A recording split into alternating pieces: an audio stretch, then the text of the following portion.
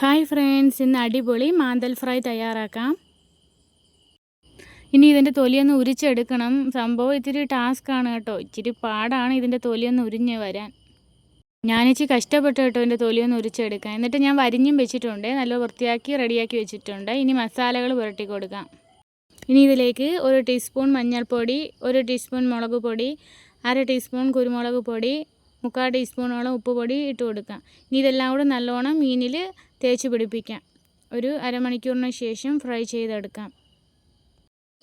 ഇനി നമുക്കിത് ഫ്രൈ ചെയ്തെടുക്കാം. ഒരു പാൻ വെച്ച് കൊടുത്തിട്ടുണ്ട്, അതിലേക്ക് സൺഫ്ലവർ ഓയിൽ ഒഴിച്ച് കൊടുക്കുന്നുണ്ട്. ഇനി ഇതിലേക്ക് കുറച്ച് കറിവേപ്പില ഇട്ട് കൊടുക്കാം. ഞാൻ ഈ മീൻ ഫസ്റ്റ് ടൈമാണ് കേട്ടോ ട്രൈ ചെയ്ത് നോക്കുന്നത്. ഈ മീനിനെ എനിക്കറിയാമെങ്കിൽ പോലും ഞാനിത് ട്രൈ ചെയ്തിട്ടില്ല. ഇന്ന് ഫ്രൈ ആണ് ചെയ്തത്. നല്ല ടേസ്റ്റ് ഉണ്ടായിരുന്നു. കറി വയ്ക്കാൻ കൊള്ളാവുന്നൊന്നും എനിക്കറിയത്തില്ല കേട്ടോ. അടിപൊളി മാന്തൽ ഫ്രൈ ഇവിടെ റെഡി ആയിട്ടുണ്ട്.